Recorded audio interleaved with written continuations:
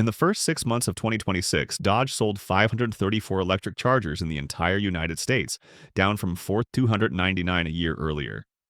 And in July 2026, CarEdge counted roughly 10,800 new Chargers on dealer lots against about 1,261 sold in the previous 45 days. That's a 385-day supply, the slowest selling new vehicle in America. Meanwhile, another American automaker lost $1.13 billion in a single quarter, cut 12% of its workforce, and then withdrew its own production forecast for the year. Here's why that should matter to you. When a brand starts shrinking, the executives get severance packages. You get the depreciation, you get fewer service locations, longer waits on parts, and a trade-in offer that comes in thousands of dollars below what you were counting on. And number one on this list? It just posted the best quarter in its history worldwide.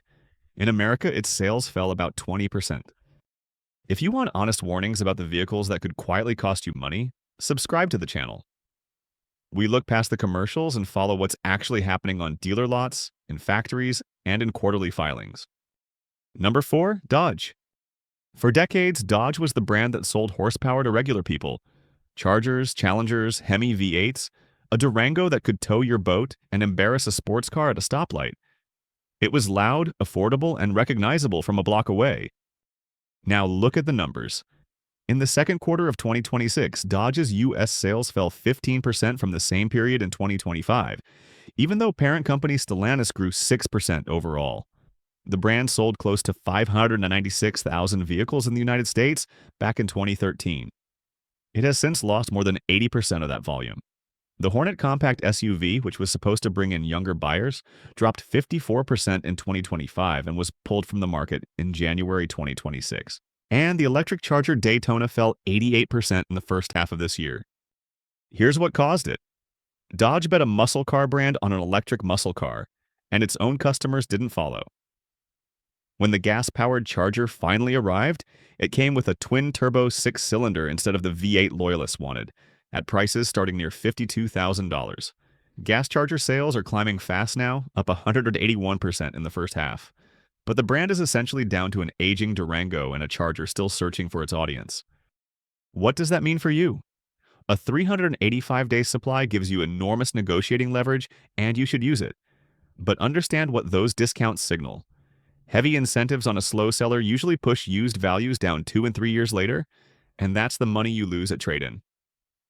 If you're buying an electric Charger Daytona, you're joining a very small owner pool for parts, specialists, and resale demand. But the next company isn't struggling because Americans stopped caring. It's struggling because it has never made money. Number 3, Rivian. Rivian arrived as the likable alternative. Outdoorsy instead of tech bro. The R1T beat every legacy automaker to market with a real electric pickup. The R1S became a suburban favorite, and Amazon delivery vans put the badge on streets nationwide. The financial picture is harder. Rivian delivered 40,247 vehicles in 2025, an 18% decline from 2024, and lost $3.63 billion for the year. In the first quarter of 2026, its automotive segment lost roughly $6,000 on every vehicle it delivered. In June 2026, 1 week after finally launching deliveries of the R2, the company laid off hundreds of employees in service, sales, and marketing. That was at least its 4th round of cuts since the start of 2024. The cause here is different from Dodge's. Rivian's products aren't unwanted, they're expensive to build at low volume. The $7,500 federal EV tax credit expired at the end of September 2025, taking a chunk of demand with it. And the R2, the vehicle the whole business plan rests on, launched at $57,190 for the performance version. The $45,000 model everyone is waiting on comes later. For owners and shoppers, the real issue is support infrastructure. Rivian sells directly, so there is no dealer network to fall back on. Service centers are concentrated in metro areas, body repair on aluminum-intensive EVs is slow and expensive, and insurance quotes reflect that. None of this means the R1S is a bad SUV. It means you should check the drive time to your nearest service center before you sign anything. Still, Rivian has cash and a new product actually reaching customers. The next company has neither of those working in its favor. Number 2, Lucid. Lucid was supposed to be the American engineering flex. The Air sedan delivered range figures nobody else could touch, a factory went up in Arizona, and Saudi Arabia's sovereign wealth fund provided the money to scale. Then came the first quarter of 2026. Lucid built 5,500 vehicles and delivered only 3,093, essentially flat against the same quarter a year earlier. Revenue grew 20% to $282.5 million, but Wall Street had expected around $440 million. The net loss widened to $1.13 billion for the quarter, up from $731 million a year before. The company withdrew its 2026 production guidance entirely, and in April 2026, it cut 12% of its global workforce, including 319 jobs at its Newark, California headquarters, the third straight year of layoffs at that address. Why is this happening? Lucid built beautiful cars for the smallest possible slice of a shrinking market. Luxury electric sedans priced near six figures were always a narrow bet, and losing the federal tax credit made it narrower. A supplier defect in the Gravity's second-row seats then disrupted deliveries for 29 days. Management has pointed to roughly $4.6 billion in liquidity funding operations into the first half of 2027, and there's a new chief executive running a strategic review. Here's the honest read for buyers. The Air is a genuinely impressive car, but a good vehicle can still become a risky purchase when the company behind it is burning cash faster than it earns it. Lucid sells through a small network of company-owned studios. If you don't live near one, mobile service and flatbed tows become part of ownership. Used Lucid values have already fallen hard, which is great news if you're buying pre-owned with your eyes open, and painful news if you bought new. Now for number one. This brand isn't running out of money. It's selling fewer cars to Americans than it did 4 years ago, and almost nobody is talking about it. Number 1, Tesla. Tesla is the most visible car company in America. It made electric vehicles normal, its supercharger network became the industry standard, and the Model Y is still the best-selling EV in the country. In July 2026, the company reported its best quarter ever. 480,126 vehicles delivered worldwide in the second quarter, up 25% year over year. Now, here's the part that gets less airtime. In that same quarter, Cox Automotive estimated Tesla's U.S. sales fell 20.1% to roughly 104,929 vehicles. In the first quarter of 2026, U.S. sales dropped 8.4% to about 117,300, the company's lowest quarterly total in America since late 2021, and its third straight year of first-quarter declines. Across all of 2025, Tesla sold 589,160 vehicles in the United States, down about 7% from 2024. Revenue hit a record $28.24 billion in the second quarter, but operating income fell 57% to around $400 million. The lineup is shrinking too.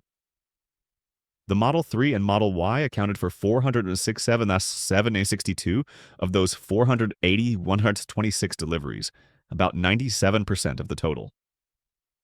Tesla ended production of the Model S and Model X in the second quarter of 2026, with the Fremont lines being converted for Optimus robot production.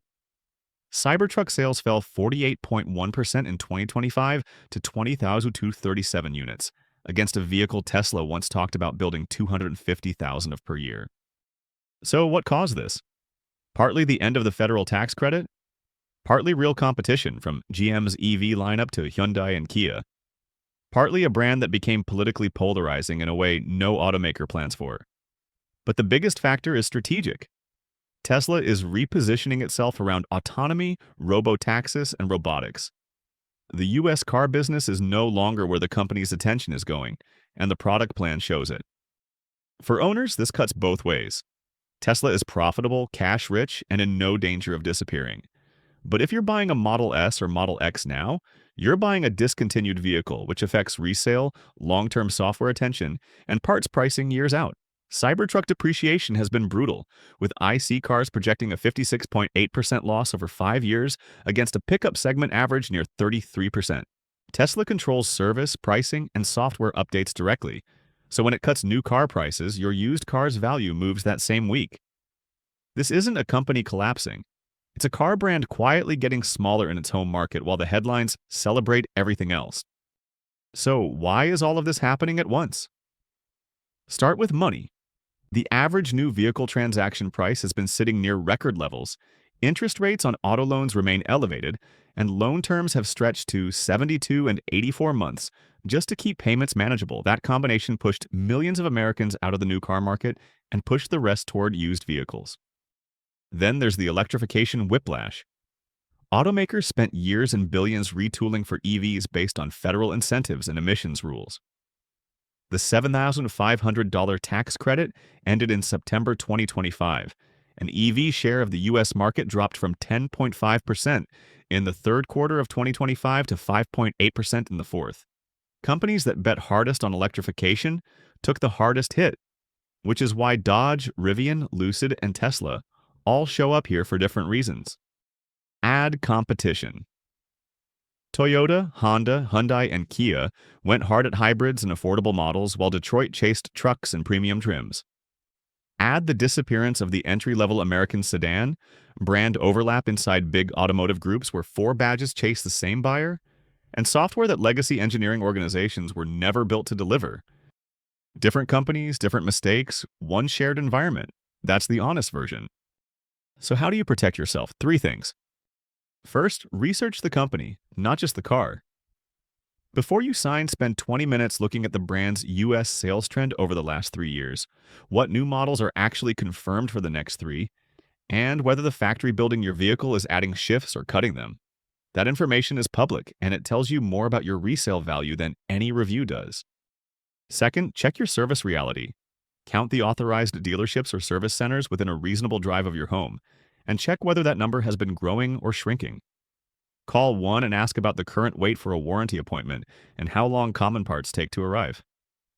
For direct sales brands with no dealer network, that phone call matters even more. Third, protect yourself against depreciation. Look up what a 3-year-old version of the vehicle you're considering sells for today, compare lease residual values across competing models, and think hard before stretching a loan past 60 months. A huge discount feels like winning, sometimes it is, but an unusually large incentive is often the market telling you demand is weak, and weak demand today becomes a low trade-in number tomorrow. That's how buyers end up owing more than the vehicle is worth.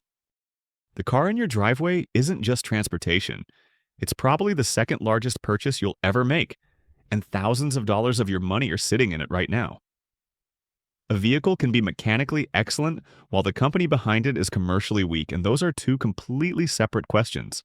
Ask both before you buy. So tell me, which American car brand do you think is in the most trouble right now? And if you own a Dodge, a Rivian, a Lucid, or a Tesla, drop a comment with your model, the model year, and how the ownership experience has actually been. Has your local dealership or service center changed? Have you noticed trade-in offers slipping or parts taking longer to show up? That real-world information helps everyone watching. If this was useful, hit like and send it to someone who's about to walk into a showroom. There's a good chance you'll save them a few $1,000s.